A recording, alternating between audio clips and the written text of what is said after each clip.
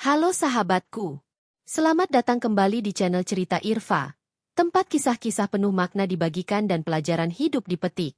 Sebelum kita menyelami babak baru yang penuh ketegangan, pengorbanan, dan balasan yang elegan ini, saya ingin mengajak kalian semua untuk menjadi bagian dari keluarga besar kita. Jika kalian menyukai alur cerita yang cerdas dan menyentuh hati, pastikan untuk like video ini. Jangan lupa subscribe agar tidak ketinggalan setiap babak terbarunya. Dan yang paling penting, mari kita berinteraksi di kolom komentar. Tulis nama kalian, dari kota mana kalian hadir, dan ketik "hadir" sebagai bukti dukungan kalian pada perjuangan Rifda ini. Siapkah kalian menyaksikan bagaimana satu lembar kain yang dihina justru menjadi simbol pengakuan internasional? Mari kita mulai. Rifda menahan napasnya, jemarinya yang lentik dan cekatan bergerak cepat menyelesaikan sulaman terakhir pada gaun putih di depannya. Aroma kopi dingin yang tersisa semalam dan suara jarum yang bergesekan dengan kain sutra mengisi keheningan ruang kerjanya yang sederhana. Ini adalah puncak dari 3 malam tanpa tidur. Gaun pengantin itu memang bukan gaun utama. Gaun ini adalah gaun cadangan, sebuah model uji coba yang ia buat untuk Risa, adiknya, yang akan menikah 2 minggu lagi. Namun, Rifda mengerjakannya dengan totalitas seorang seniman, menyematkan detail jahitan unik yang selama ini menjadi ciri khasnya, sebuah signature yang ia yakin bisa membawanya ke panggung internasional. Gaun itu berdiri gagah di atas manekin, menampilkan garis leher yang anggun dan lapisan brokat yang ia tata sendiri. Dalam hati, Rifda tahu, gaun ini adalah salah satu karya terbaiknya, meski hanya berstatus uji coba. Ia tersenyum tipis, rasa bangga dan lelah bercampur menjadi satu. Ini adalah persembahannya untuk Risa, adiknya yang ia sayang, meski belakangan hubungan mereka diselimuti oleh kecemburuan yang tak berkesudahan. Rifda membereskan benang-benang sisa, menggantung jarum-jarum di bantalan merahnya, dan menunggu. Ia ingin Risa menjadi orang pertama yang melihatnya. Sejak kecil, Rifda selalu menjadi tempat Risa meminta bantuan, mulai dari tugas sekolah hingga kini, gaun pengantin. Rifda selalu ada, selalu memberi lebih dari yang diminta, terkadang mengorbankan waktu dan mimpinya sendiri. Pintu kamar terbuka dengan keras. Bukan ketukan, melainkan hempasan. Risa muncul di ambang pintu, tampil dalam balutan pakaian olahraga mahal, wajahnya menunjukkan kombinasi kelelahan dan ketidaksabaran. Ia tidak menunjukkan minat sedikit pun pada manekin yang berdiri di tengah ruangan. "Mana? Sudah selesai?" tanya Risa tanpa basa-basi. Nada bicaranya selalu tajam, penuh tuntutan, seolah Rifda adalah asisten yang harus siap sedia. Rifda menghela napas, berusaha menjaga ketenangan hatinya. "Sudah, Risa. Lihatlah, ini baru selesai subuh tadi. Bagaimana menurutmu?" Rifda melangkah mundur, memberi ruang bagi adiknya untuk menilai. Ia berharap ada sedikit pujian, atau paling tidak, ucapan terima kasih atas kerja kerasnya selama 3 malam terakhir. Risa melangkah maju. Matanya menyapu gaun itu dari atas ke bawah. Namun tatapannya kosong, seperti melihat sehelai kain lap yang tidak berharga. Ia tidak menyentuhnya, apalagi mengagumi detail sulaman di bagian pinggang yang dikerjakan Rifda dengan penuh cinta. Sebaliknya, Risa justru tertawa kecil, tawa yang dingin dan meremehkan. "Apa-apaan ini, Rifda?" Risa menunjuk gaun itu dengan ujung sepatunya yang berharga mahal. "Kamu bilang ini gaun pengantin?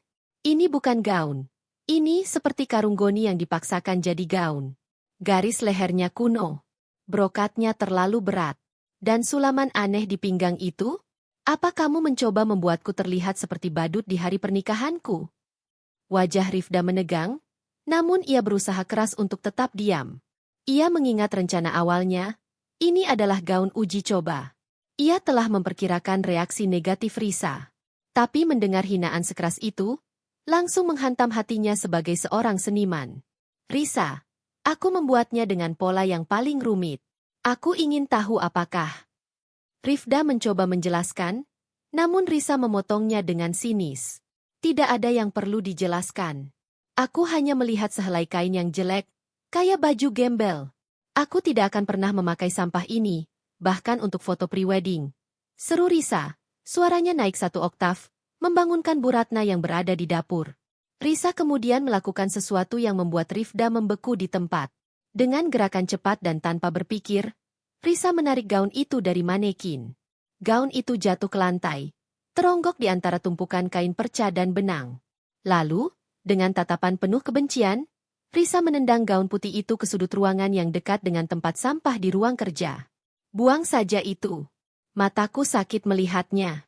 Aku sudah bilang, aku akan menyewa gaun dari butik Maharani. Model Eropa terbaru. Kamu harus membayarnya karena kamu sudah membuang waktuku dengan karya sampah ini. Risa berbalik, berjalan menuju pintu. Tapi Risa, gaun itu butuh 3 malam kerjaku. Aku bahkan belum sempat tidur. Protes Rifda, akhirnya tidak tahan. Risa berhenti di ambang pintu, berbalik, dan menyeringai. Itu masalahmu. Aku tidak memintamu mengerjakannya sampai mati. Sekarang, siapkan uang untuk butik Maharani. 50 juta. Itu hukuman karena kamu tidak bisa membuatku bangga. Setelah mengucapkan kalimat menghina itu, Risa membanting pintu, meninggalkan Rifda sendirian dalam keheningan yang memekakan. Rifda berdiri di sana, menatap gaun yang teronggok tak berdaya. Harga diri dan hati nuraninya sebagai seorang seniman tercabik-cabik. Ia merasakan air mata mendesak keluar, tetapi ia menahannya. Ia membiarkan penghinaan itu meresap, membakar amarahnya, mengubahnya menjadi tekad yang dingin dan strategis. Gaun ini memang direncanakan untuk dibuang. Rifda sudah tahu Risa akan menolak. Namun, ia tidak menyangka Risa akan menghina karya tangannya sebegitu kejamnya. Gaun itu, yang ia buat dengan detail signature yang ia yakini akan membawanya ke puncak, kini dilemparkan seperti sampah. Saat Rifda perlahan memungut gaun itu, ponselnya yang tergeletak di meja bergetar, menampilkan panggilan masuk dari nomor internasional yang belum pernah ia lihat. Emer Lauren, Azur Atelier. Rifda menatap ponsel dan gaun di tangannya secara bergantian. Penghinaan Risa, panggilan ini, semua terasa seperti sebuah takdir yang saling terkait. Ini bukan hanya tentang gaun yang dibuang. Ini adalah tentang martabat dan pengakuan yang harus ia rebut kembali. Bu Ratna masuk dengan wajah cemas. Ada apa, Rifda? Suara Risa keras sekali. Apa yang dia lakukan pada gaunmu? Rifda tersenyum kecil, meletakkan gaun itu kembali di manekin, dan menghapus setitik debu di bahunya. Tidak apa-apa, Bu. Risa hanya sedang stres. Dia tidak suka modelnya. Gaun ini memang hanya model uji coba. Tidak apa-apa. Bu Ratna menggelengkan kepala. Ibu tidak mengerti kenapa Risa begitu keras padamu. Padahal kamu selalu membantunya. Ibu tahu kamu pasti sangat lelah. Sudah, istirahat dulu, Nak. Masalah uang, biar ibu yang bicara dengan Risa. Tidak perlu, Bu. Saya akan mengurusnya sendiri, potong Rifda cepat. Ini tanggung jawab saya. Bu, saya harus mengangkat telepon ini. Penting, ujar Rifda, menatap ponselnya yang terus berdering, menampilkan nama Emer Lauren. Bu Ratna mengangguk dan keluar, menutup pintu perlahan. Rifda menarik napas dalam-dalam, mengambil ponselnya, dan menekan tombol hijau. Halo, suara Rifda terdengar tenang, seolah hatinya tidak baru saja hancur berkeping-keping. Halo, dengan Rifda Handayani? Saya Lauren Dubois dari Azur Atelier. Saya punya penawaran yang tidak bisa Anda tolak, kata suara di seberang sana, dengan aksen Perancis yang kental dan profesional. Rifda mengepalkan tangannya di belakang punggung, tatapannya terarah pada gaun putih di manekin. Ini adalah babak baru. Ini bukan lagi tentang pernikahan Risa. Ini adalah tentang gaun penebusan. Ia siap. Rifda tidak pernah menyangka bahwa panggilan telepon yang ia terima di tengah kehancuran emosionalnya akan menjadi kunci sekaligus senjata paling ampuh untuk membalikkan keadaan. Suara Emer Lauren Dubois, yang memperkenalkan dirinya sebagai pemilik Azur Atelier, salah satu rumah mode paling eksklusif di Eropa, mengisi ruang kerjanya yang baru saja menjadi saksi bisu penghinaan Risa. Rifda mendengarkan setiap kata dengan saksama, menjauhkan pandangan dari gaun yang teronggok di manekin, fokus sepenuhnya pada peluang emas yang tiba di saat paling krusial dalam hidupnya. Emer Lauren menjelaskan bahwa ia telah memantau karya-karya Rifda secara anonim, melalui beberapa proyek kecil yang Rifda unggah secara online, dan beberapa rekomendasi dari klien rahasia. Ia secara spesifik menyebutkan obsesinya pada detail jahitan tangan yang sangat unik dan presisi, ciri khas yang selalu Rifda sematkan pada setiap karyanya. Detail yang ironisnya, baru saja Risa cibir habis-habisan sebagai sesuatu yang kuno dan jelek. Pengakuan dari seorang legenda mode dunia itu seketika menampar pipi Rifda. Sebuah pengakuan yang jauh lebih berharga daripada 1000 pujian dari Risa sekalipun. Ini bukan hanya sebuah penawaran pekerjaan. Ini adalah validasi. Nona Rifda, kami butuh nafas baru. Sentuhan Asia yang otentik dan berkelas, terutama untuk koleksi bridal kami di pasar regional. Kami percaya, Anda adalah orang yang tepat. Jelas Emer Lauren, suaranya terdengar meyakinkan. Kami menawarkan posisi kepala desainer Asia. Anda akan bertanggung jawab penuh atas line baru kami. Napas Rifda tercekat. Posisi kepala desainer? Di Azur Atelier? Ini adalah mimpi gila yang bahkan tidak berani ia sebutkan dengan lantang. Ia menutup matanya sebentar, membiarkan kebahagiaan itu meresap, sebelum kembali ke mode strategis. Ia teringat pada Risa, pada gaun yang baru saja dilempar, pada tuntutan biaya 50 juta yang harus ia bayar. Emer Lauren, saya sangat tersanjung. Tapi saya punya satu syarat, kata Rifda. Suaranya berubah. Dari seorang penjahit yang lelah menjadi seorang pebisnis yang cerdas. Emer Lauren tertawa kecil. Menarik. Syarat apa, Nona Rifda? Posisi dan identitas saya sebagai kepala desainer harus dirahasiakan sepenuhnya. Setidaknya sampai grand launching koleksi 2 minggu setelah tanggal pernikahan adik saya. Dan, saya butuh Anda melakukan satu hal lagi untuk saya, ujar Rifda, matanya menatap tajam ke arah gaun di manekin. Rifda menjelaskan kepada Emer Lauren bahwa pernikahannya adalah titik balik penting, dan ia butuh panggung untuk pengumumannya sendiri. Ia butuh semua orang, terutama Risa dan keluarga besarnya, menyaksikan betapa berharganya karya dan dirinya. Rifda meminta Emer Lauren untuk datang ke pernikahan Risa sebagai tamu kehormatan yang sangat penting. Sosok misterius yang membuat semua orang bertanya-tanya. Emer Lauren, yang terbiasa dengan permainan strategi di dunia mode, langsung menyukai ide Rifda. Ia melihat Rifda bukan hanya sebagai desainer berbakat, tetapi juga sebagai seorang strategis ulung. Sebuah pembalasan yang sangat elegan. Saya suka itu, Nona Rifda. Saya akan datang. Anggap saja ini sebagai kontrak rahasia pertama kita. Saya akan membuat kehadiran saya terasa istimewa. Saya jamin, janji Emer Lauren. Kesepakatan pun tercipta dalam keheningan ruang kerja itu, disaksikan oleh gaun putih yang baru saja dihina. Setelah panggilan berakhir, Rifda berdiri tegak. Emosi sedih dan marah lenyap, digantikan oleh ketenangan yang dingin. Rencana balas dendam elegan telah dimulai. Ini bukan lagi sekadar pembalasan. Ini adalah upaya membuktikan nilai diri kepada dunia. Rifda tahu, untuk mewujudkan rencana ini, ia tidak bisa lagi bekerja di rumah. Risa terlalu posesif dan curiga. Rifda membutuhkan studio terpisah, ruang kerja yang aman di mana ia bisa menciptakan gaun penebusan yang sesungguhnya, masterpiece yang akan mengguncang panggung internasional dan membungkam cibiran Risa selamanya. Ia segera mencari studio kecil yang disewakan di kawasan industri kreatif yang jauh dari pusat kota. Ia tidak bisa mengambil risiko Risa menemukan sketsa atau bahan bakunya. Ia menghubungi seorang teman lama, seorang kontraktor yang berjanji akan menyulap studio itu menjadi benteng kreativitas dalam 2 hari. Kini, masalah yang tersisa adalah Risa dan uang 50 juta untuk gaun sewaan. Rifda tahu Risa hanya mencari alasan untuk mempermalukannya dan menuntut uang, seolah Rifda adalah pengangguran tak berguna. Rifda, yang selama ini bekerja sebagai penjahit lepas profesional, sebenarnya memiliki tabungan yang lebih dari cukup, namun ia enggan memberikannya begitu saja kepada Risa. Itu akan membuat Risa merasa menang. Saat malam menjelang, Risa kembali dari pusat perbelanjaan, membawa tas-tas belanja mewah dan wajah yang puas. Ia mendatangi Rifda yang sedang merapikan beberapa peralatan jahit. Sudah ada uangnya, Rifda? Kontrak butik Maharani harus ditandatangani besok, dan mereka butuh uang muka penuh. Tanya Risa. Nadanya mengancam. Atau kamu mau Ibu Ratna yang turun tangan membelikan gaun untuk anak kesayangannya? Rifda menoleh. Senyum tipis terukir di bibirnya. Tenang, Risa. Tentu saja, aku akan membayarnya. Tapi aku punya cara sendiri. Aku tidak mau uangku bercampur dengan uang ibu, jawab Rifda, menggunakan taktik psikologis. Aku akan membayar penuh 50 juta itu, tapi tidak sekarang. Aku akan membayarnya di hari pernikahanmu. Anggap saja itu hadiah dariku. Sebuah cek yang sangat besar, langsung atas namamu, di depan semua tamu. Mata Risa melebar.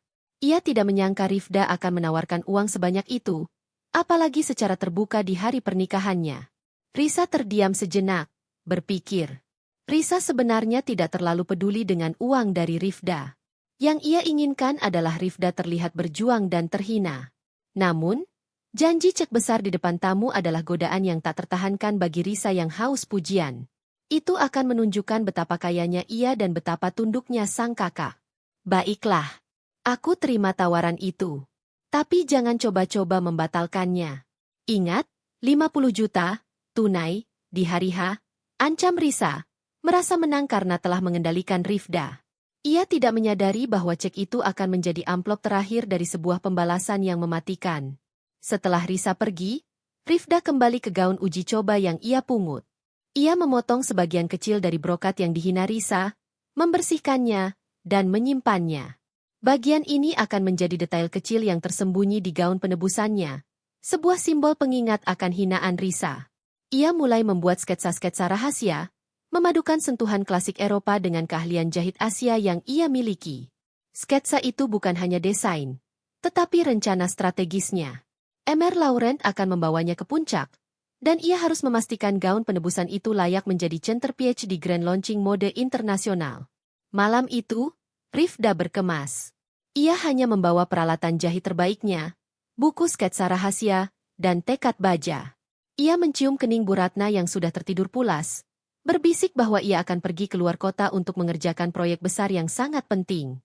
Ia meninggalkan rumah itu bukan sebagai seorang penjahit yang terhina, tetapi sebagai seorang kepala desainer rahasia yang sedang dalam misi. Pintu rumah tertutup di belakangnya, membuka gerbang menuju dunia yang penuh pengakuan dan kejutan yang akan ia hadirkan di hari pernikahan Risa.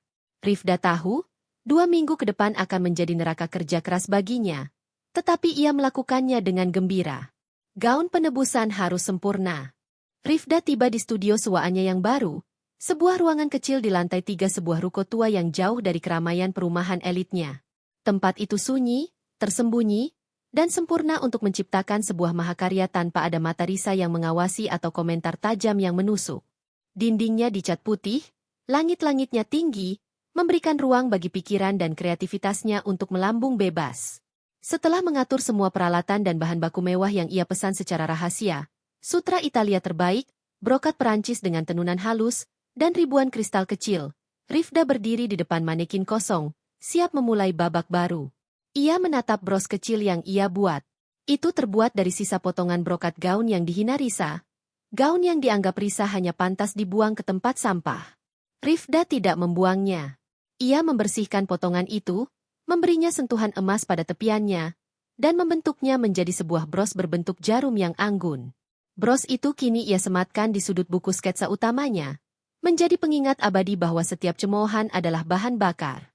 Gaun yang dicaci Risa adalah umpan yang berhasil, dan kini waktunya menciptakan gaun penebusan. Proses perancangan gaun penebusan dimulai dengan meditasi. Rifda tahu, gaun ini harus melampaui standar desain lokal. Ia harus mencerminkan identitasnya sebagai kepala desainer Asia untuk Azur Atelier. Ia memadukan siluet modern Eropa yang ramping dan berani dengan detail sulaman tangan tradisional Indonesia yang memakan waktu, menciptakan fusi yang belum pernah ada. Gaun itu tidak akan berwarna putih polos seperti gaun Risa. Rifda memilih warna champagne gold yang mewah dan berwibawa, mencerminkan kemewahan yang tenang dan kekuatan finansial yang baru ia miliki.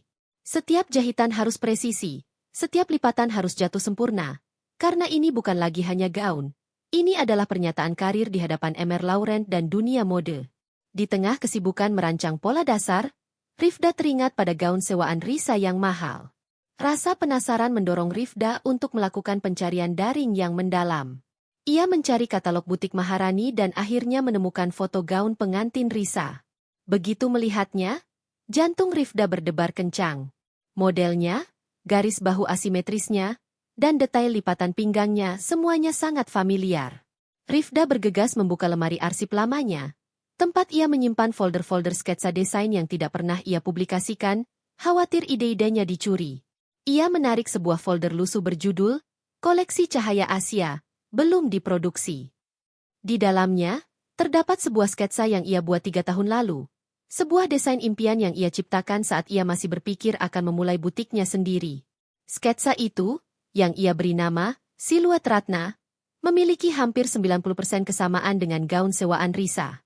Gaun Risa adalah plagiat yang diolah ulang dari ide orisinalnya. Sebuah fakta kejam menghantam Rifda. Risa tidak hanya iri pada talenta Rifda, tetapi ia juga mencuri ide-idenya dan menggunakannya untuk keuntungannya, bahkan menganggap remeh si pemilik ide aslinya. Kemungkinan besar, Risa pernah mengintip folder sketsa ini saat Rifda sedang pergi. Kemarahan Rifda kini berubah menjadi rasa jijik yang mendalam. Risa tidak hanya tidak tahu berterima kasih, dia adalah penipu yang licik. Fakta ini semakin membenarkan keputusan Rifda untuk tidak membalas Risa dengan pertengkaran murahan, melainkan dengan pembalasan yang terstruktur dan terencana, menggunakan panggung terbesar yang ada. Beberapa hari berlalu. Rifda dan Emer Laurent mulai mengadakan rapat rahasia melalui konferensi video terenkripsi. Emer Laurent sangat antusias dengan konsep gaun penebusan Rifda. Ia membantu Rifda mengurus dokumen legal dan memfasilitasi pengiriman bahan baku kutur langsung dari Italia, melewati jalur kargo rahasia agar tidak terdeteksi. Dalam rapat itu, Rifda juga menjelaskan detail rencana panggungnya. Emer Laurent akan menjadi kunci, dan gaun penebusan harus menjadi klimaks yang membalikkan semua narasi. Sementara itu, di rumah, Risa menikmati kemenangannya. Ia percaya bahwa Rifda telah pergi melarikan diri karena takut harus membayar denda 50 juta dan sedang bekerja keras di suatu tempat untuk mengumpulkan uang. Ia sesekali mengeluh kepada Bu Ratna tentang betapa tidak bertanggung jawabnya Rifda meninggalkan rumah menjelang pernikahan.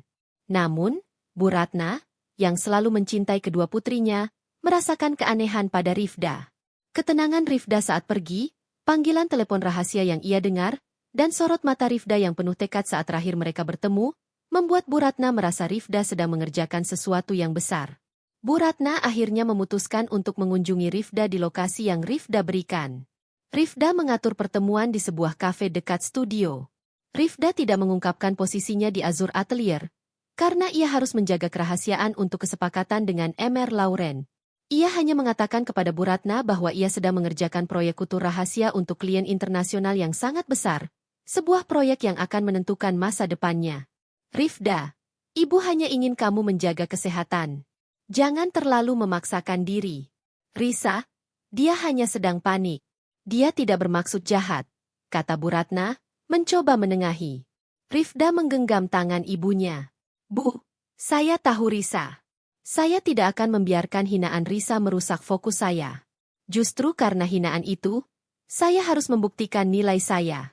Saya tidak akan membayar Risa dengan uang tunai biasa, Bu. Saya akan membayar Risa dengan cek yang sangat besar di hari pernikahannya, seperti yang saya janjikan. Tapi di saat yang sama, Bu, saya akan memberikan bukti pada dunia bahwa karya tangan yang Risa anggap sampah, justru adalah harta yang dicari oleh seluruh dunia. Bu Ratna menatap mata putrinya. Sorot mata Rifda bukan lagi mata seorang anak yang mencari pengakuan, melainkan mata seorang pemimpin yang tahu persis apa yang dia lakukan. Bu Ratna merasa lega sekaligus bangga. Ia berjanji akan mendukung Rifda dan mengendalikan Risa di rumah. Ia juga berjanji akan memastikan Risa tidak merusak rencana kejutan yang disiapkan Rifda, meski ia sendiri belum tahu kejutan apa itu. Setelah pertemuan itu, Rifda kembali ke studio. Waktu terus berjalan. Tinggal 10 hari lagi menuju pernikahan Risa. Di hadapannya, gaun penebusan mulai terbentuk, memancarkan kilau champagne gold yang mewah. Rifda menyentuh bros kecil berbentuk jarum di buku sketsanya. Risa mungkin mencuri desain lamanya. Risa mungkin menghina karyanya. Tapi Risa tidak pernah bisa mencuri bakat dan takdir Rifda yang sudah diakui oleh panggung mode dunia. Rifda mulai memasang sulaman terakhir. Setiap benang yang menari di atas brokat mahal itu adalah narasi tanpa kata. Ia tidak butuh berteriak. Ia tidak butuh bertengkar. Ia akan membiarkan karyanya yang berbicara. Dan suaranya akan terdengar oleh semua orang, termasuk Risa yang sombong. Rifda hanya perlu menunggu momennya tiba. Momen di mana ia akan melangkah ke aula pernikahan, bukan sebagai kakak yang terhina, tetapi sebagai kepala desainer yang dihormati, didampingi oleh Emer Laurent. 7 hari menjelang pernikahan Risa dan Dimas, studio rahasia Rifda telah menjelma menjadi medan pertempuran sunyi. Rifda hidup dalam isolasi total, hanya ditemani cahaya lampu meja dan bayangan dirinya sendiri di dinding. Ia benar-benar tenggelam dalam proses penciptaan gaun penebusan. Jam demi jam, hari demi hari, ia menenun benang impiannya menjadi kain nyata. Gaun champagne gold itu kini hampir sempurna. Lapisan-lapisan sutra terentang bagai sayap dewi di manekin. Rifda fokus pada detail yang tak terlihat oleh mata awam, teknik haute couture yang hanya dikuasai desainer kelas dunia. Ia melakukan sulaman dengan tangan pada bagian punggung dan ekor gaun, membentuk pola tradisional Indonesia yang sangat rumit, menuntut konsentrasi penuh. Setiap tusukan jarum adalah pelipur lara atas setiap kata tajam yang pernah Risa lontarkan padanya. Ia memastikan bahwa detail yang sama persis ini, detail signature Rifda, akan menjadi highlight dalam pameran Azur Atelier yang akan disiarkan di pernikahan adiknya. Sementara Rifda berjuang dengan jarum dan benang, Risa di rumah semakin tinggi di atas awan kesombongan. Ia mengirim pesan kepada Rifda, menanyakan perkembangan uang 50 juta itu dengan nada mengejek, yakin bahwa kakaknya sedang menderita di luar sana. Risa sesumbar kepada Dimas dan teman-temannya bahwa Rifda telah melarikan diri karena tidak sanggup membayar denda, dan baru akan muncul di hari H membawa uang. Risa merasa puas melihat kursi Rifda kosong di meja makan. Ia menganggap ini adalah kemenangan total atas kakaknya yang selalu dipuji berbakat.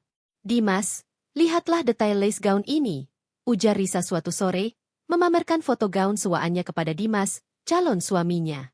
Ini desain Eropa terbaru. Gaun ini membuat gaun murahan yang Rifda coba buat terlihat seperti kain lab. Syukurlah dia tidak jadi memakainya. Dimas hanya mengangguk setuju. Sudah terbiasa dengan keangkuhan Risa. Risa tidak pernah tahu bahwa gaun mahal yang ia banggakan itu adalah plagiat kasar dari sketsa lama Rifda. Dan Rifda, dari jauh, melihat keangkuhan Risa sebagai bahan bakar.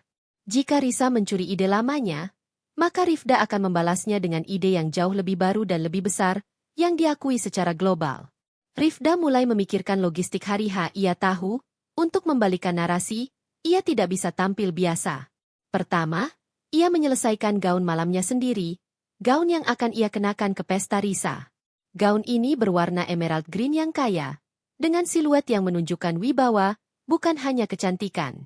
Gaun itu dirancang untuk membuat Rifda terlihat seperti investor atau eksekutif yang sangat penting, bukan sekadar tamu.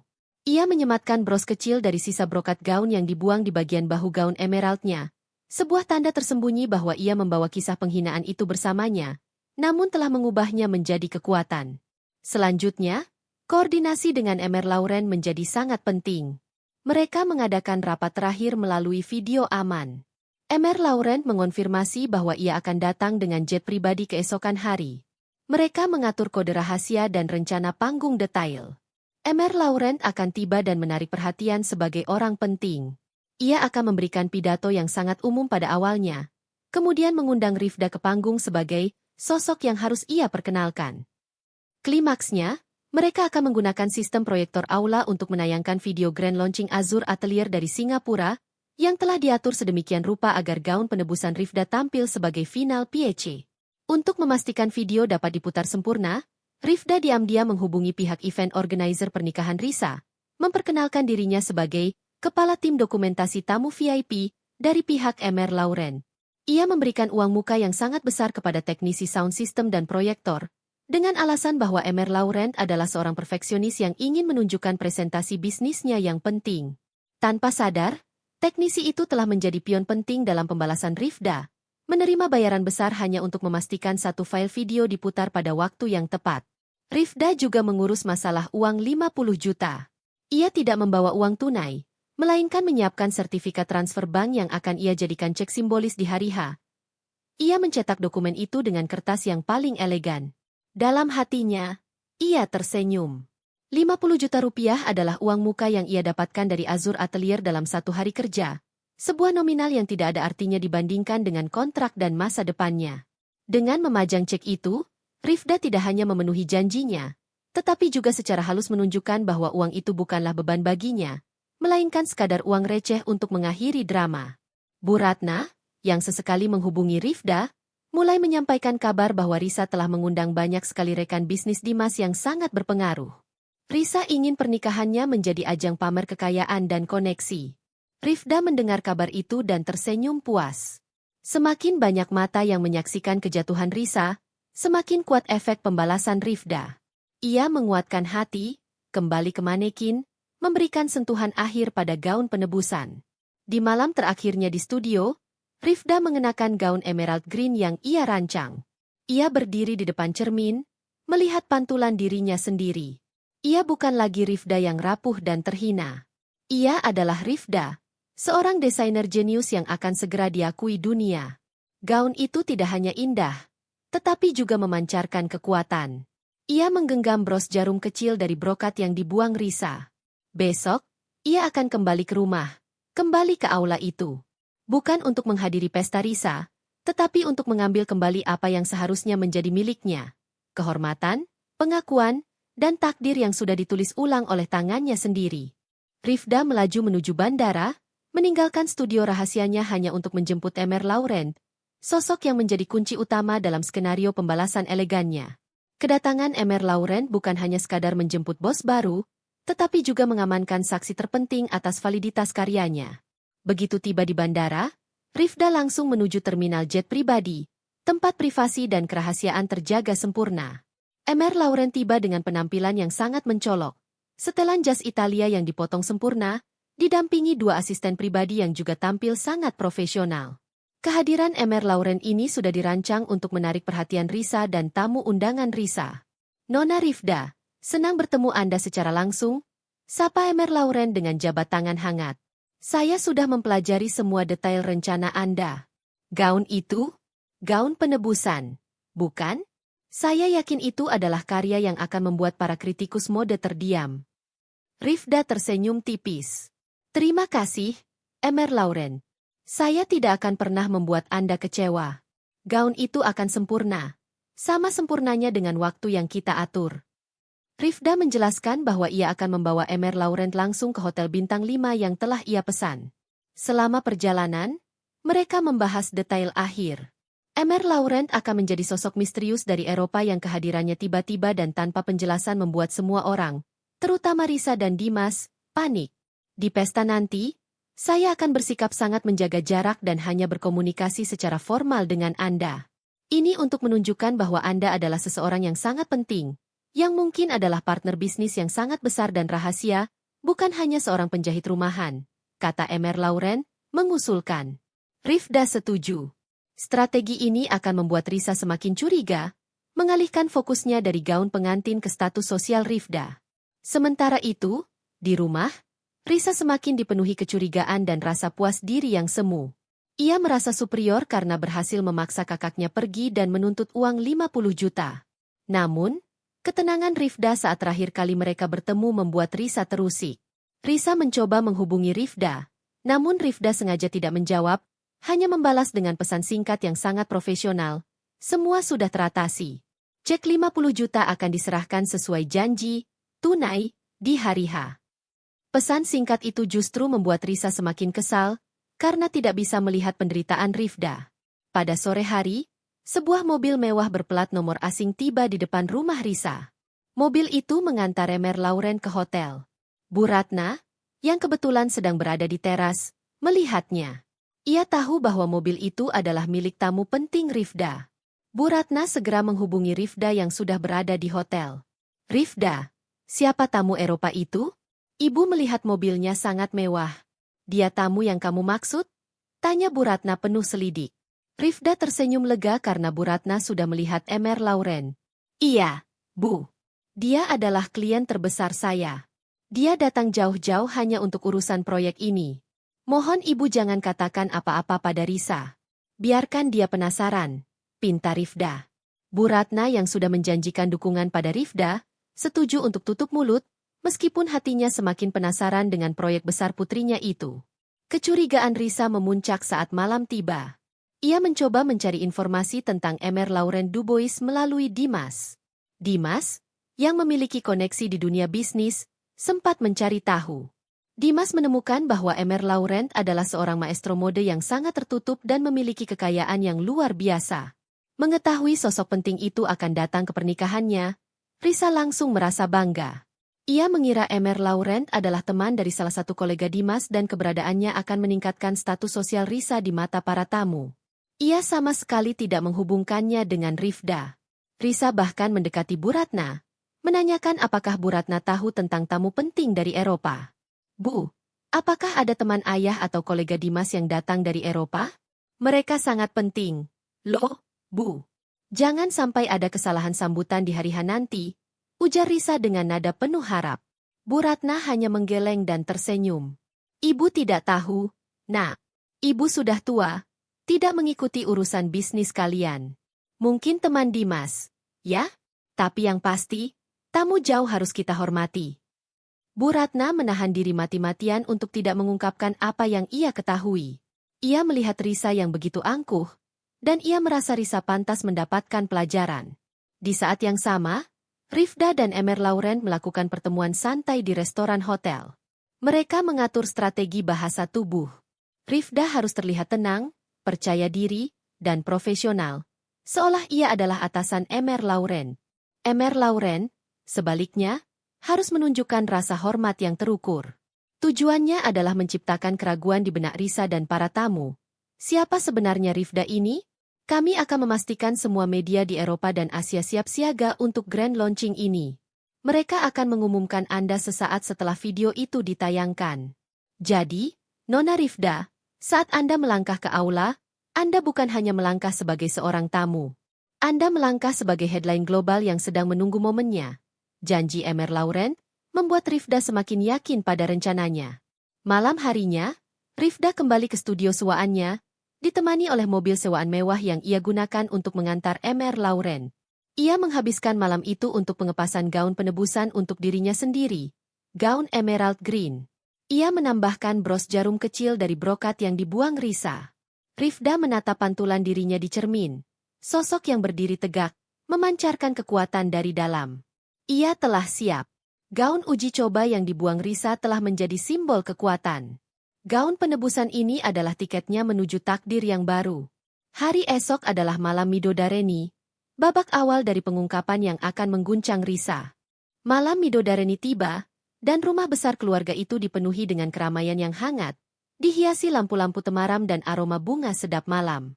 Risa, dalam balutan gaun adat yang mahal dan memamerkan perhiasan berkilauan, terlihat sangat puas. Malam ini adalah panggungnya, ajang pamer terakhir sebelum ia sah menjadi istri Dimas.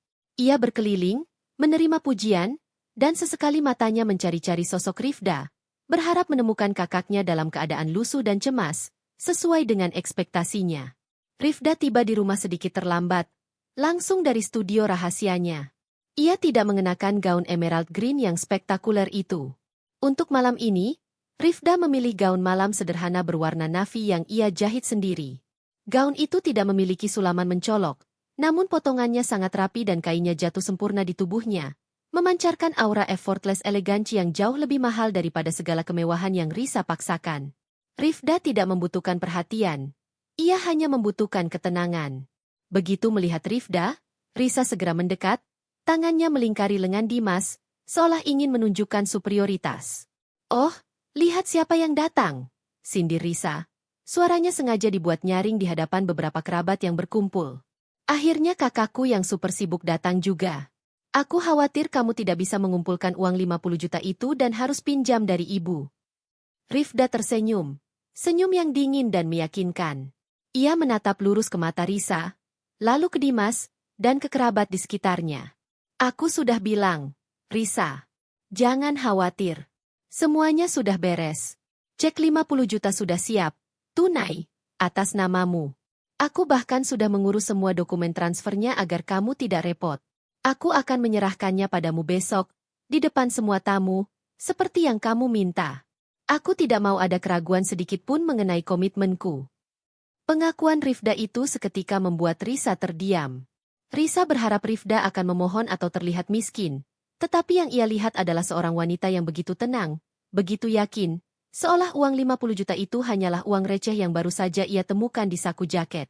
Ketegasan Rifda membuat Risa, di mata kerabatnya, justru terlihat rakus dan tidak tahu terima kasih karena terlalu menuntut sang kakak. Risa terpaksa mengubah topik, kembali ke Dimas, namun ia mulai merasakan kegelisahan. Ketenangan Rifda ini terlalu mencurigakan. Tidak lama kemudian, kehebohan kecil terjadi di pintu masuk. Emer Lauren tiba. Ia datang hanya sebentar. Sesuai janjinya, didampingi oleh salah satu asisten pribadinya.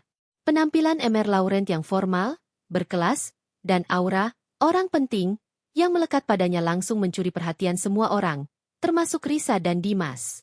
Risa yakin ini adalah tamu penting dari Dimas. Risa dan Dimas bergegas menghampiri Emer Laurent, berusaha menyambutnya dengan sapaan paling ramah. Emer Laurent, selamat datang. Kami tidak menyangka Anda bisa datang, kata Risa, mencoba terdengar akrab, padahal ia tidak mengenalnya. Emer Laurent menanggapi sapaan itu dengan sangat formal dan kaku, senyumnya tidak mencapai mata. Terima kasih atas undangannya. Saya datang karena ada urusan penting yang harus saya selesaikan di sini. Ia berbicara singkat, menjaga jarak, membuat Risa dan Dimas merasa canggung dan bingung. Tepat saat itu, Rifda sengaja berjalan melewati area itu. Emer Laurent menghentikan Rifda. Nona Rifda, ada perkembangan terbaru dari Singapura. Saya perlu konfirmasi Anda, ujarnya, suaranya terdengar profesional dan penuh hormat. Rifda mengangguk, juga berbicara dengan nada bisnis yang dingin. Baik, Emer Laurent. Akan saya sampaikan konfirmasi saya besok pagi sebelum acara dimulai. Pastikan semuanya sudah sesuai dengan detail yang saya berikan kepada teknisi. Interaksi singkat itu, yang hanya berlangsung beberapa detik, memiliki efek luar biasa. Risa dan Dimas terkesiap. Emer Laurent, seorang ticon Eropa yang sangat kaya dan penting, bersikap sangat formal dan penuh hormat kepada Rifda. Mereka mendengar Rifda berbicara tentang konfirmasi dan detail kepada teknisi, seolah Rifda adalah atasan Emer Laurent dalam sebuah proyek besar. Risa kembali menarik lengan Dimas. Sayang, apa maksudnya tadi? Kenapa dia bicara seperti Rifda adalah bosnya? Bisik Risa dengan panik. Dimas menggelengkan kepala, sama bingungnya. Aku tidak tahu. Aku sudah mencari tahu, dia tidak ada hubungannya dengan bisnisku. Tapi dia jelas datang untuk urusan yang sangat besar, dan sepertinya berhubungan dengan Rifda. Kecurigaan Risa kini mencapai titik didih. Malam itu yang seharusnya menjadi malam penuh kemenangannya, tiba-tiba diisi oleh bayangan misterius Emer Laurent dan aura wibawa Rifda yang tidak bisa ia patahkan. Risa berusaha mencari informasi dari Bu Ratna. Bu, Rifda bicara apa tadi dengan pria asing itu? Rifda sedang mengerjakan proyek apa? Katakan padaku, desak Risa. Bu Ratna hanya tersenyum tenang. Rifda bilang dia sedang mengerjakan proyek kutur besar dari klien internasional. Itu saja yang ibu tahu? Nah, ibu sudah berjanji tidak akan memberitahu detailnya. Tapi yang pasti, Rifda terlihat sangat bahagia dan fokus. Jawaban Bu Ratna semakin membuat Risa frustrasi.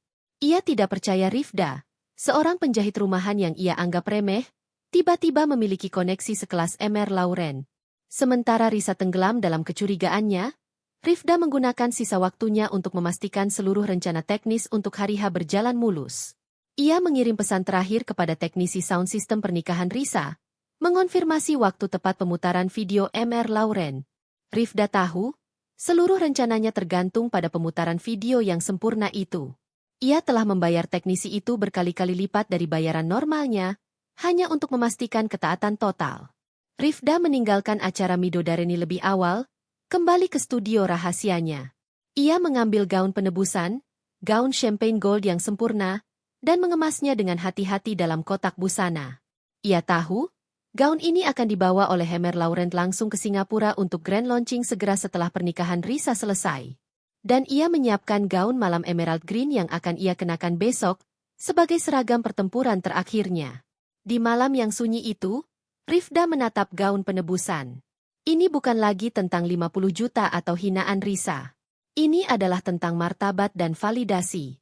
Besok, ia akan melangkah ke aula, didampingi oleh sosok yang dihormati dunia, dan membiarkan karyanya yang berbicara, menghapus semua keraguan Risa. Pagi pernikahan Risa dan Dimas diselimuti kemewahan yang berlebihan dan ketegangan yang tersembunyi. Di kamar rias pengantin, Risa tampak memukau dalam gaun suaannya. Namun wajahnya tidak sepenuhnya memancarkan kebahagiaan. Matanya terus-menerus melirik ke ponselnya, memeriksa apakah Rifda telah mengirim pesan konfirmasi mengenai uang 50 juta. Risa merasa puas karena berhasil memaksa kakaknya untuk melayani tuntutannya. Tetapi bayangan Emer Laurent dan interaksi formalnya dengan Rifda di malam Midodareni terus menghantuinya. Risa tidak bisa menerima kenyataan bahwa Rifda, yang ia anggap tak lebih dari penjahit rumahan, memiliki koneksi bisnis internasional yang jauh lebih bergengsi daripada koneksi bisnis Dimas. Dimas, apakah kamu sudah memastikan semua tamu VIP dari kolega kita sudah datang? Tanya Risa kepada Dimas yang tampak santai. Dan pastikan Emer Lauren diberi tempat duduk paling depan. Jangan sampai tamu penting seperti itu merasa diabaikan. Dimas mengangguk. Tentu, sayang. Semua sudah diatur. Tapi, jujur saja, aku masih bingung dengan Rifda. Dia bilang akan datang terlambat, dan dia bersikeras membawa sendiri sertifikat transfer uang itu. Kenapa dia harus pamer di hari pernikahan kita? Dia ingin mencari perhatian. Dimas. Dia ingin menunjukkan bahwa dia tidak miskin. Biarkan saja. Lagi pula, dia akan memberikan 50 juta di depan semua orang. Itu akan membuat kita terlihat sangat makmur, dan dia terlihat seperti bawahan yang patuh. Ujar Risa, mencoba menenangkan dirinya dengan menempatkan Rifda kembali pada posisi yang rendah di matanya. Padahal, jauh di dalam hatinya, Risa takut. Ia takut Rifda tidak hanya datang membawa uang, tetapi membawa sesuatu yang lebih besar, sesuatu yang tidak bisa ia kendalikan. Sementara kekacauan itu terjadi di kamar pengantin Risa, Rifda berada di hotel tempat Emer Lauren menginap, menyelesaikan persiapannya dengan ketenangan seorang jenderal yang bersiap menuju medan perang. Ia berdiri di depan cermin, mengenakan gaun malam emerald green yang ia rancang khusus. Gaun itu memeluk tubuhnya dengan sempurna, memancarkan warna hijau tua yang berwibawa, jauh dari kesan pesta atau santai. Gaun itu menjerit kekuatan dan otoritas. Di bahunya, terselip bros kecil dari sisa brokat yang dibuang Risa. Bros itu kini terasa seperti lencana kehormatan yang mengingatkannya pada tujuannya. Emer Lauren, yang sudah siap dengan setelan formalnya, memasuki ruangan Rifda. Ia menatap Rifda dengan kekaguman. Nona Rifda, Anda tidak hanya terlihat indah. Anda terlihat seperti pemilik acara ini. Gaun ini, luar biasa. Ini tidak hanya mencuri perhatian Risa, tetapi juga semua kritikus yang mungkin hadir di sana, puji Emer Lauren. Terima kasih, Emer Lauren. Ini adalah seragam pertempuran terakhir saya, jawab Rifda, tersenyum kecil. Ia mengambil amplop tipis berisi sertifikat transfer uang 50 juta dan menyimpannya di tas tangannya. Kita harus tiba tepat waktu. Saat Risa dan Dimas sudah berdiri di pelaminan, dan semua tamu penting sudah duduk. Kita harus menjadi fokus kedua setelah pengantin, sebelum kita menjadi fokus utama. Rifda dan Emer Lauren kemudian menuju grand aula pernikahan dengan mobil mewah yang telah disiapkan. Selama perjalanan, mereka hanya membahas detail waktu pidato Emer Lauren dan kode rahasia untuk teknisi sound system. Rifda memastikan Emer Lauren memahami bahwa pidato awalnya harus sangat umum dan basa-basi, menjaga aura misteri hingga saat video diputar. Emer Lauren meyakinkan Rifda bahwa ia telah mempersiapkan koneksi satelit langsung ke Singapura, memastikan tidak ada gangguan saat penayangan video Grand Launching Azure Atelier. Setibanya di aula, suasana sangat meriah. Risa dan Dimas sudah berdiri di atas pelaminan yang dihiasi bunga-bunga mahal, menerima ucapan selamat dari ratusan tamu. Lampu-lampu sorot memantul dari perhiasan dan dekorasi mahal, menciptakan suasana kemewahan yang tak tertandingi. Tepat saat itu, pintu aula terbuka perlahan, dan Rifda melangkah masuk, didampingi Emer Lauren. Keheningan seketika menyelimuti sebagian besar tamu. Tidak ada musik, tidak ada sorakan, hanya bisikan terkejut. Gaun emerald green Rifda, yang kontras dengan lautan gaun pastel lainnya, serta aura Emer Lauren yang formal dan mencolok, menarik semua mata. Mereka berdua berjalan dengan langkah yang tenang dan berwibawa, menuju area VIP yang sudah disediakan, tanpa mengalihkan pandangan atau menunjukkan reaksi apapun terhadap kerumunan. Risa, yang sedang tersenyum kepada seorang tamu, melihat pemandangan itu. Senyumnya langsung membeku, seolah ada aliran listrik dingin yang menyambar wajahnya. Ia melihat Rifda bukan sebagai kakak yang terhina, melainkan sebagai seorang ratu yang baru saja datang untuk menagih janji. Dimas, bisik Risa dengan suara gemetar, meraih erat lengan suaminya. Lihat, mereka datang. Kenapa Rifda mengenakan gaun seperti itu? Dia terlihat sangat penting. Dimas juga terkejut. Aku tidak tahu. Tapi kehadirannya dengan Emer Lauren benar-benar mencuri perhatian. Mereka terlihat seperti partner bisnis yang setara. Rifda dan Emer Lauren duduk di barisan depan VIP. Rifda melirik ke atas, ke arah Risa di pelaminan. Risa kini tidak lagi fokus pada tamunya. Matanya terpaku pada Rifda, yang membalas tatapan itu dengan senyum kecil yang sangat tenang. Senyum penuh kemenangan yang membuat Risa merinding. Rifda telah berhasil. Ia telah membalikkan narasi. Pesta pernikahan Risa kini menjadi panggungnya. Ketegangan di aula pernikahan semakin memuncak, tak terlihat oleh kebanyakan tamu yang sibuk menikmati hidangan mewah dan alunan musik merdu, tetapi sangat terasa oleh Risa dan Rifda. Risa berdiri kaku di pelaminan, senyumnya terasa dingin dan palsu. Matanya terus melirik arah meja VIP, tempat Rifda duduk berdampingan dengan Emer Lauren. Rifda, dalam balutan gaun emerald green yang mewah dan berwibawa, terlihat santai. Sesekali berbicara singkat dengan Emer Lauren dengan bahasa Inggris yang lancar dan profesional.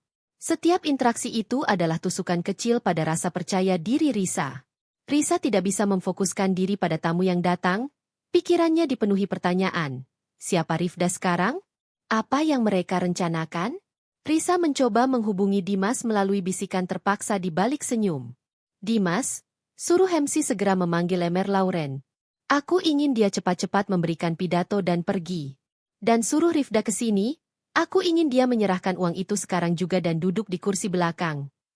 Dimas, yang juga merasa tidak nyaman dengan kehadiran Rifda dan Emer Lauren, mencoba mengirim kode kepada Bu Ratna agar mendekati Rifda. Namun Bu Ratna hanya membalas dengan tatapan tenang yang menyiratkan, aku tidak akan ikut campur. Karena merasa terdesak, Risa mencoba mengambil tindakan drastis. Ia mengirim pesan teks kepada Rifda. Isinya singkat dan memaksa, segera ke pelaminan, serahkan cek itu sekarang. Jangan mencari masalah di sini. Rifda merasakan ponselnya bergetar di dalam tas tangan kecilnya. Ia membacanya, dan senyum tipisnya melebar. Ia tidak membalas pesan itu. Sebaliknya, Rifda justru berdiri dari kursinya, berjalan ke area VIP, dan menyalami beberapa tamu penting yang tampak mengenali Emer Lauren. Tindakan Rifda ini adalah penolakan halus, sebuah deklarasi bahwa ia bukan lagi orang yang bisa diperintah Risa. Rifda telah bertransformasi menjadi sosok yang setara, bahkan mungkin lebih tinggi daripada Risa. Saat tamu terakhir memberikan ucapan selamat, MC mengambil mikrofon, mengumumkan segmen spesial. Hadirin sekalian, dengan segala hormat, kami persilakan tamu kehormatan kami dari Eropa, seorang tokoh penting di dunia mode dan bisnis, Emer Lauren Dubois, untuk memberikan sepatah dua patah kata. Risa tersenyum penuh kemenangan lagi, berpikir bahwa Emer Lauren kini akan memuji kemewahan pernikahannya. Emer Lauren melangkah ke panggung, naik beberapa langkah, hingga berdiri tepat di bawah pelaminan tempat Risa dan Dimas berada. Ia memandang ke sekeliling aula, tatapannya tenang dan menghakimi. Selamat malam yang indah. Emer Lauren memulai pidatonya dengan aksen Perancis yang berwibawa, membuat suasana aula hening. Merupakan suatu kehormatan berada di sini, di tengah perayaan cinta antara Risa dan Dimas. Pernikahan adalah sebuah karya seni, membutuhkan kesabaran, komitmen, dan yang paling penting, detail yang sempurna. Risa tersenyum lebar, menyenggol lengan Dimas. Lihat, dia memuji detail pernikahan kita. Pikir Risa, bangga pada gaun sewaan dan dekorasi mahal yang ia pamerkan. Ia gagal menangkap bahwa Emer Lauren menggunakan kata-kata seperti karya seni, detail sempurna, dan komitmen yang lebih merujuk pada dunia kreatif Rifda daripada dunia bisnis Dimas. Namun, suasana kebanggaan Risa tidak berlangsung lama. Emer Lauren melanjutkan, suaranya kini terdengar lebih kuat. Saya terbang jauh-jauh ke sini bukan hanya untuk merayakan persatuan indah ini. Saya datang karena ada momen yang jauh lebih besar dan monumental bagi perusahaan saya, Azur Atelier. Sebuah pencapaian yang menandai perubahan besar dalam industri mode global. Dan pencapaian itu berawal dari sebuah karya yang sangat orisinal dan berani. Tiba-tiba, mata Emer Lauren tertuju pada Rifda yang duduk di barisan depan. Ia memberikan senyum kecil, senyum yang tidak pernah ia berikan pada Risa. Risa mulai merasakan jantungnya berdebar kencang. Firasat buruk mulai menjalar. Saya ingin merayakan pencapaian ini di hadapan keluarga dan kerabat terdekat orang yang paling bertanggung jawab atas revolusi ini. Orang yang karyanya saya yakini akan mengubah wajah mode bridal Asia, lanjut Emer Lauren, menoleh ke arah Rifda dan mengulurkan tangannya ke bawah panggung. Oleh karena itu, Hadirin sekalian, saya ingin meminta sosok yang hebat dan berdedikasi ini untuk bergabung dengan saya di panggung. Seorang seniman sejati, seorang kepala desainer yang akan membuat Azur Atelier bangga, Nona Rifda Handayani. Risa terkesiap. Wajahnya langsung pucat pasi. Ia memejamkan mata sejenak, berharap ia salah dengar. Tapi semua mata kini tertuju pada Rifda. Dimas juga tampak terkejut, mencoba memahami situasi ini. Rifda berdiri dengan anggun, membenarkan letak gaun emerald green-nya. Ia berjalan pelan menuju panggung, setiap langkahnya terasa berbobot dan penuh kemenangan. Risa melihat kakaknya kini berdiri sejajar dengan panggungnya, di samping seorang maestro dunia. Saat Rifda mencapai panggung, Emer Laurent menjabat tangannya dengan hormat, lalu menyerahkan mikrofon utama kepada Rifda. Tindakan itu adalah pengakuan otoritas tertinggi. Rifda kini memegang kendali penuh atas panggung dan narasi, sementara Risa terperangkap di pelaminan sebagai penonton yang cemas. Rifda mengambil napas dalam-dalam, menatap lurus ke arah Risa di pelaminan. Ini adalah momen perkenalan yang sesungguhnya. Rifda berdiri tegak di panggung, memegang mikrofon. Wajahnya tenang, tidak ada jejak amarah atau sakit hati, hanya wibawa seorang profesional yang berada di puncak karir. Risa, di pelaminan, menatap Rifda dengan mata melebar, berharap kakaknya hanya akan mengucapkan selamat biasa dan segera turun. Tapi Rifda tidak melakukannya. Ia membiarkan keheningan melingkupi aula sejenak, sebuah keheningan yang terasa mencekam bagi Risa. Terima kasih, Emer Laurent, atas pengantar yang luar biasa. Dan selamat kepada Risa dan Dimas. Rifda memulai. Suaranya terdengar jelas, tidak berteriak, namun memiliki kekuatan yang menarik perhatian semua tamu. Saya setuju dengan Emer Laurent. Pernikahan adalah seni, dan seni membutuhkan pengorbanan, kejujuran, dan yang paling penting, menghargai orisinalitas. Rifda menoleh ke arah Bu Ratna yang duduk di barisan depan. Bu Ratna memberikan senyum bangga, meski masih diliputi kebingungan. Risa, di sisi lain, mulai gelisah. Ia merasa Rifda mulai menyinggung sesuatu yang pribadi. Saya datang hari ini bukan hanya sebagai seorang kakak. Saya datang untuk memenuhi janji, sebuah janji yang saya buat untuk menghapus keraguan. Keraguan tentang kemampuan saya, dan keraguan tentang komitmen saya. Lanjut Rifda, perlahan merogoh tas tangannya yang kecil. Ia mengeluarkan amplop putih tebal. Kepada adik saya, Risa. Kamu menuntut saya untuk membayar 50 juta rupiah, tunai, sebagai ganti rugi atas kerusakan gaun uji coba yang saya buat dan sebagai biaya sewa gaun pengantin yang baru. Saya memenuhi janji itu sekarang, kata Rifda, memegang amplop di udara. Ia kemudian menatap Risa dengan senyum yang sangat menantang. Ambillah, Risa. Ini adalah sertifikat transfer tunai 50 juta rupiah yang saya siapkan dengan mudah. Anggap saja ini adalah uang receh pertama yang saya keluarkan dari kontrak terbaru saya. Rifda berjalan ke tepi panggung, memberikan amplop itu kepada seorang pelayan untuk diserahkan kepada Risa. Risa menerimanya dengan tangan gemetar, merasa sedikit lega karena uang itu sudah ada, namun merasa sangat terhina karena Rifda menyebutnya uang receh. Rifda berhasil membuat Risa yang kaya raya terlihat seperti pengemis yang hanya fokus pada uang. Rifda kembali ke tengah panggung. Sekarang, setelah urusan uang receh ini selesai, Rifda menekankan kata, uang receh, dengan sengaja. Saatnya saya menunjukkan kepada kalian semua apa yang sebenarnya saya kerjakan selama 3 minggu ini. Apa yang membuat Emer Laurent terbang jauh-jauh dari Eropa, dan apa yang membuat saya layak berdiri di sini sebagai kepala desainer Asia untuk Azur Atelier. Rifda memberikan kode kepada teknisi sound system yang ia bayar mahal. Seketika, lampu-lampu di aula meredup, menyisakan lampu sorot yang terpusat ke layar besar di belakang pelaminan. Risa dan Dimas, serta semua tamu, terpaksa mengalihkan pandangan mereka ke layar. Layar itu menampilkan logo mewah Azur Atelier yang disusul dengan kilasan gemerlap panggung fashion show di Singapura. Musik menghentak, profesional, dan berkelas. Semua tamu, terutama rekan bisnis Dimas, terkesiap kagum. Mereka sadar bahwa ini adalah acara mode global yang sangat besar. Rifda berbicara di atas panggung, suaranya kini terdengar seperti narator. Ini adalah grand launching koleksi bridal couture terbaru kami. Selama ini, saya harus merahasiakannya. Gaun-gaun yang kalian lihat di layar adalah karya para desainer hebat di bawah naungan Azur Atelier.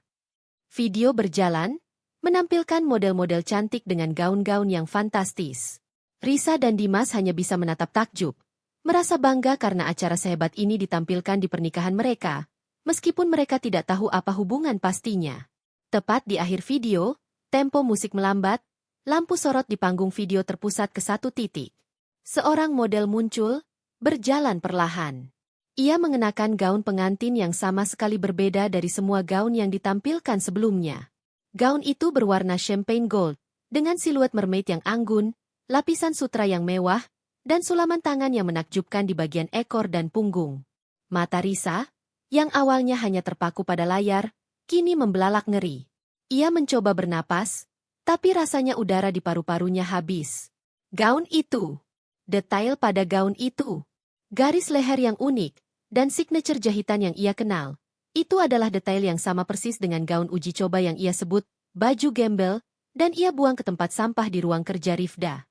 Gaun yang ia hina, yang ia anggap sampah, kini berdiri gagah di panggung mode internasional, menjadi centerpiece yang paling dielu-elukan. Risa baru menyadari, Rifda tidak membuat satu gaun uji coba yang buruk. Rifda membuat prototipe yang Risa hina. Lalu Rifda menyempurnakannya menjadi karya agung yang kini disaksikan oleh seluruh dunia. Saat kamera video di layar besar itu melakukan zoom in pada bros kecil di bagian bahu gaun champagne gold, bros yang terbuat dari sisa potongan brokat yang ia buang, Risa benar-benar membeku. Bros itu adalah pengingat visual yang tak terbantahkan. Rifda telah menggunakan penghinaannya sebagai inspirasi, mengubah sampah menjadi harta. Rifda kini menunjuk ke layar, suaranya lantang dan tegas. Gaun yang kalian lihat, gaun yang menutup grand launching ini, gaun yang merupakan perpaduan budaya dan seni, adalah mahakarya yang saya rancang dan saya buat dengan tangan saya sendiri. Gaun yang kalian lihat di layar adalah gaun penebusan saya. Emer Laurent mengambil mikrofon, berdiri di samping Rifda.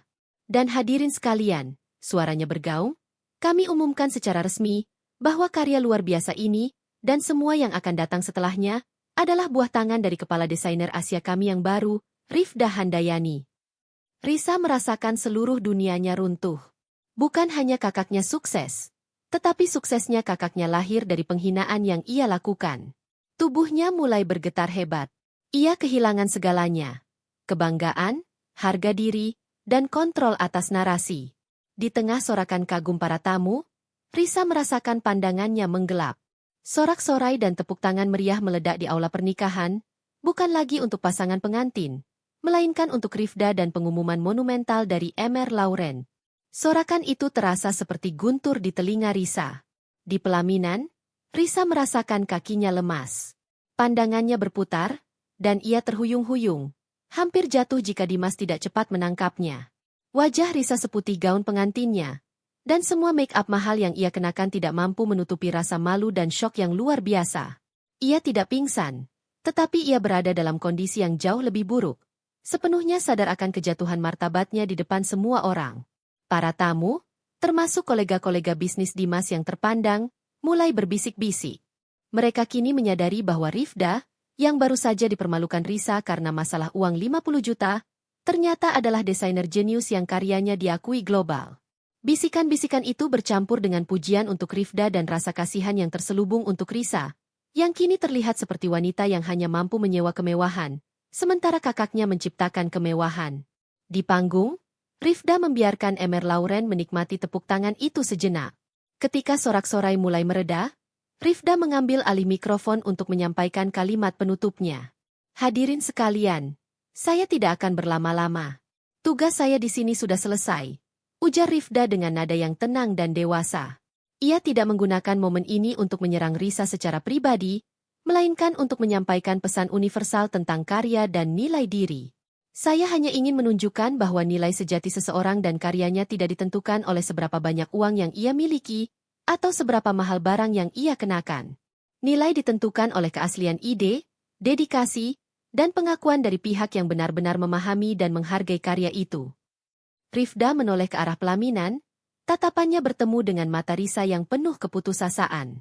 Saya berharap, ke depannya, setiap orang dapat menghargai talenta dan kerja keras orang lain, dan tidak membuang ide yang berharga ke tempat sampah, kata Rifda. Sindiran halusnya menusuk langsung ke ulu hati Risa, mengingatkan Risa pada gaun uji coba yang ia buang. Emer Laurent menepuk punggung Rifda dengan bangga. Ini adalah akhir yang elegan, tidak ada caci maki, hanya pernyataan fakta dan kemenangan profesional yang tak terbantahkan. Rifda menyerahkan mikrofon kepada Emer Laurent, dan ia turun dari panggung.